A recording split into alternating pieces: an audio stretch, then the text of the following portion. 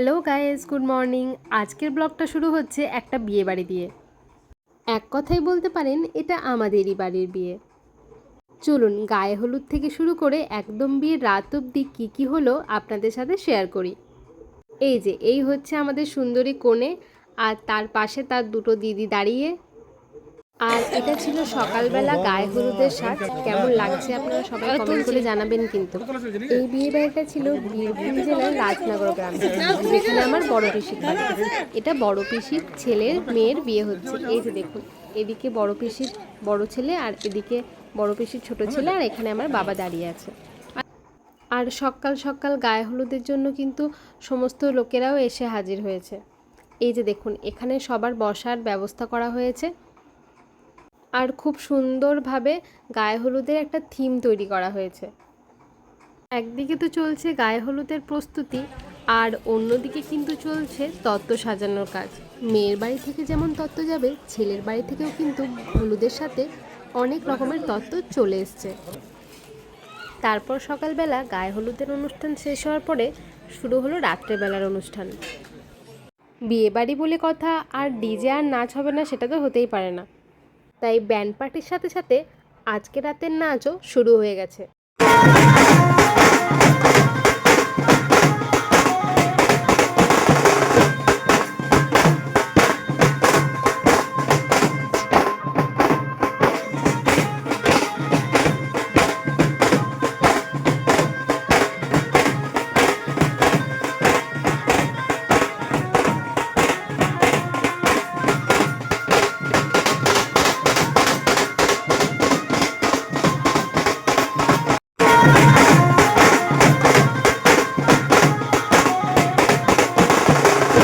নাচ গান শেষ হওয়ার পরে আমরা চলে এলাম এখানে খাওয়া দাওয়া করতে। যারা নিমন্ত্রিত ছিল তাদের কথা অনুযায়ী খাবারগুলো খুবই সুস্বাদু ছিল এবং তারা খুব তৃপ্তিভাবে খেয়েছে। তারপর আমরাও খেতে বসে গেলাম, কারণ আমাদেরকে আবার বাড়ি ফিরতে হবে। তাই তাড়াতাড়ি খাওয়া দাওয়া শেষ করে আমরা পরের দিন আবার বাড়ির জন্য রওনা হলাম। এই বিয়েবাড়ির ব্লগটা কেমন লাগলো আপনারা কিন্তু সবাই কমেন্ট করে জানাবেন। তাহলে আজকে রাতের মতো এখানেই টাটা, দেখা হচ্ছে পরের দিন সকালবেলা গ্রাম বাংলা ভিলেজ ফার্মিংয়ের সাথে। সকাল সকাল ফার্মে চলে এলাম। কালকে ভাগ্নের মেয়ের বিয়ে ছিল, বিয়ে বাড়ি গিয়েছিলাম। রাতে মোটর চালিয়ে দিয়েছিলাম, ফুল জল ভরে গেছে একদম। আর একটুকু হলেই বাঁধটা ছাড়িয়ে দিত, এখানা ওখানা ফুল জল হয়ে গেছে একদম। আজ আমরা আপনাদের টোটাল ফার্মটা ঘুরিয়ে দেখাচ্ছি। এটাতে আছে আমেরিকান মাছের ডিম, মোটামুটি ধানি বোনা হয়ে গেছে, সব ঝাঁক নিচ্ছে। আর এটাতে আছে গ্রাস কাপ, শুধু গ্রাস কাপ, এটা দারুণ হয়েছে। আর ওইটাতে ওই আরেকটা রয়েছে, লাস্টেরটা, ওই লাস্টেরটায় আছে দেশি রুই কাতলা মৃগেল। ওটা এখন আনা হয়নি, রামসাগর থেকে নিয়ে আসবো।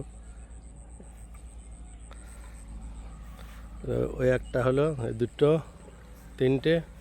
আর এইটা আছে হাইব্রিড মাগুর, এটাতে হাইব্রিড মাগুর ছাড়া আছে। এই দেখুন হাইব্রিড মাগুরগুলো সব ছেড়ে দিয়েছি।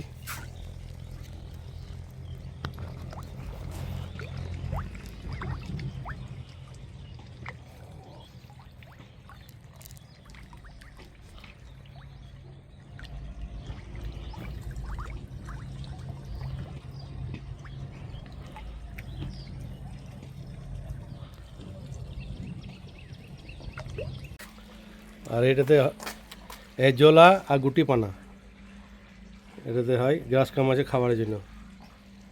প্রতিদিন তোলা হয়, প্রতিদিনই আবার ওই রকমই হয়ে যায়। এটাও মারা হয়েছে এখন, এটাতে ছাড়া হবে শিঙ্গি আর কই। আর এটাতে আমাদের গরুর গোবরগুলো রাখা হয় ভার্মি কম্পোস্ট করার জন্য। এগুলো আবার সবজি মাঠে চলে যাবে।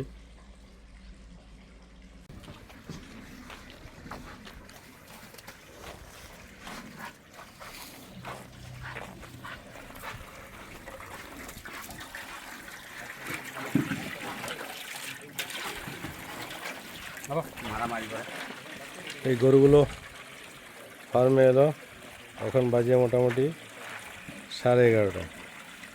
11:30টায় মাঠ থেকে চড়ে ফার্মে ঢোকে গরুগুলো।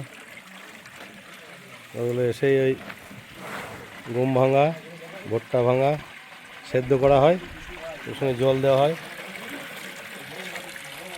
সব খেয়ে ঢুকে যায়। কেন মাঠে ঘাস একবারই নেই।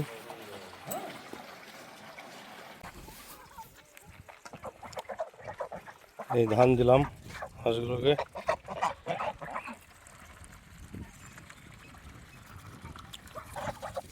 রাজহাঁসের একটা জিনিস, মানে ওরা খিদে লাগলেই ঠিক চলে আসে ফার্মের ভিতরে। ওই ধান দিয়ে দিই, ধান আর ঘাস, এইটাই তো খাবার, মেন খাবার।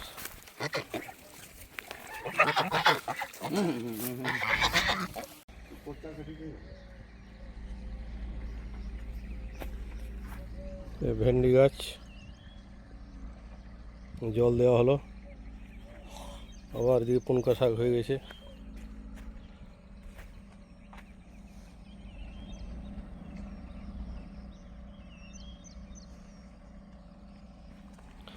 এটা উঠে গেলে আবার এইগুলো দেওয়া হয়েছে, এই 3 পাটালি এই বেরোচ্ছে।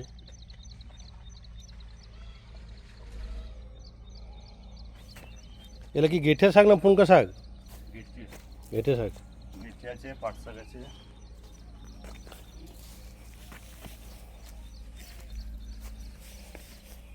রসুনটা করে হয়ে যাবে, লাই সব শুকোক তারপর তুলবে। এখন তুলুন না, একদম শুকিয়ে যাক তারপরে। হ্যাঁ, পাকা যত পাকাবে তত ভালো।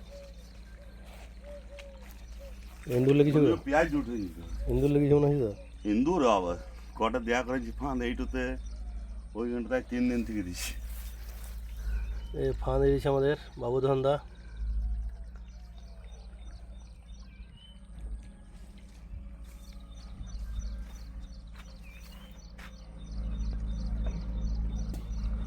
এর কোনো ভিটামিন পাওয়া যায় না, জিজ্ঞেস করবে। হ্যাঁ, আনা ইয়ে ডালি ডালি में ভিটামিন এই মুকুল ধুচ্ছে, স্প্রে করে পারে। ও অতিরিক্ত ধরছে না, ওই জন্য গাছ অতিরিক্ত ধরছে। দেখবে নিশ্চয়ই কোনো কারণে থাকছে না।